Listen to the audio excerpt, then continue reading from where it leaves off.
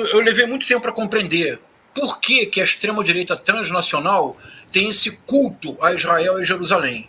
O que está por trás disso? É algo muito surpreendente. Veja, não se trata de um culto a Israel ou a Jerusalém. Do que se trata, e isso é muito claro na Igreja Universal do Reino de Deus. Se vocês, mesmo se nós não prestarmos atenção na Igreja Universal, se eu disser para vocês que há 20, 25 anos atrás, quando a Igreja Universal começa a ter importância, vocês se recordam que a Igreja Universal era sobretudo a Igreja de Cristo? Que Cristo era o que o tempo todo era evocado pela Igreja Universal?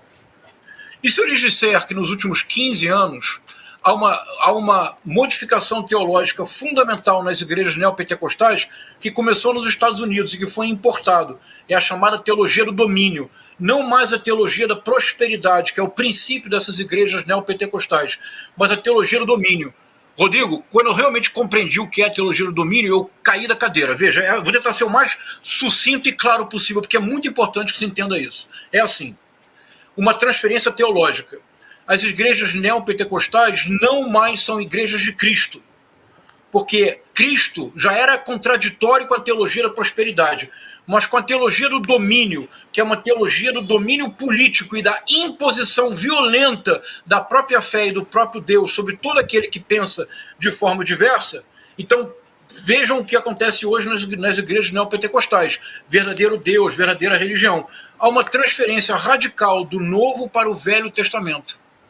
Mas no Velho Testamento não é Moisés, o sábio que conduz o povo no deserto para a libertação. Não é Jó, aquele que aprende com sofrimento a amar ainda mais o seu Deus. Não é José, aquele que perdoa os irmãos. Não é Salomão, o Senhor da Justiça, capaz de dirimir questões impossíveis usando o bom senso e buscando sempre a justiça.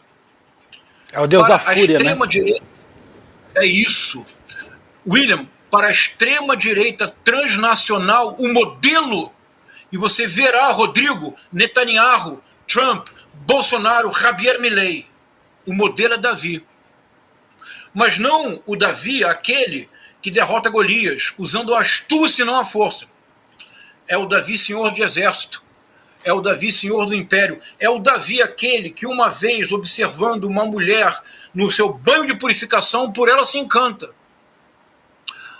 A possui, a violenta, Betsabá, Batsheva, Betsabé, como se quiser pronunciar. Um problema, ela engravida. Problema maior, ela é casada. Problema se multiplica, ela é casada com um soldado do exército de Davi, Urias. Rodrigo, o que faz Davi? Envia Urias para a guerra. Envia Urias para a guerra como um general, como uma forma de compensar o pecado que cometeu? Envia para a frente de batalha, para que ele morra. Urias, morto, ele se casa, ele adota Betsabé como uma de suas concubinas. O filho dessa união perece, juízo divino. Um dos filhos do casal é Salomão.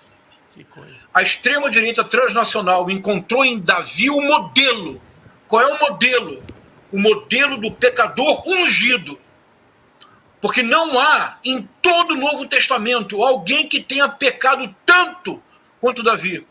Davi cobiçou a mulher do outro, Davi matou o outro, Davi não respeitou o básico, que são dos 10 mandamentos. Ainda assim, Davi era ungido. Rodrigo, acredite, para a extrema-direita transnacional, Trump, Bolsonaro, Javier Milei, Viktor Orbán, Netanyahu são ungidos. E como se comprova isso? Pelos pecados que cometem. Sim, quanto mais pecador, de repente... Estarrecedor. Não é estarrecedor, William? É demais. Não é, Vivian? Demais. É estarrecedor. Esse é o modelo. E, sobretudo, porque Davi representa a força da espada. Não é a força da palavra, não é a força do amor, da caritas, da misericórdia, da compaixão.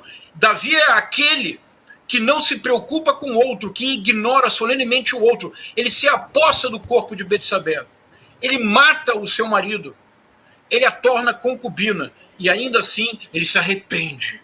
E ao se arrepender, ele é ainda mais ungido. Então, a extrema-direita transnacional retorna a Israel, não o Israel dos profetas, não o Israel de Messias, não o Israel de Abraão, não o Israel do misericordioso José. A famosa história do José, que é entregue pelos irmãos e que depois, tendo a chance de se vingar dos irmãos, perdoa todos os irmãos, numa espécie de imagem futura de Cristo. A extrema-direita se reúne a Jerusalém e a Israel, mas é preciso dizê-lo, sobretudo a Davi. Em alguma medida, o atual massacre, genocídio, e veja, genocídio mesmo. O Tribunal Internacional Penal de Haia tem um estatuto, que é o Estatuto de Roma. O artigo número 6 é o artigo que define genocídio. 5 práticas são definidas como genocídio. Todas estão em curso no atual massacre realizado contra os palestinos em Gaza.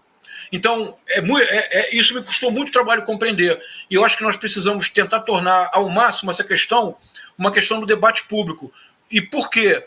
Porque com esta concepção de política, a única possibilidade é a retórica do ódio, é a desumanização do outro, é a repetição de massacres, seja simbólicos, seja massacres físicos, como os que estamos assistindo agora. Não é uma questão simples, porque essa articulação da extrema-direita é transnacional. Por isso, Milei, Bolsonaro, Orbán, Trump, todos queriam, alguns fizeram, outros tentaram transferir a embaixada para Jerusalém, mas, sobretudo, todos seguem este modelo. O modelo não é o modelo da misericórdia, não é o modelo da compaixão, é o modelo do império das armas.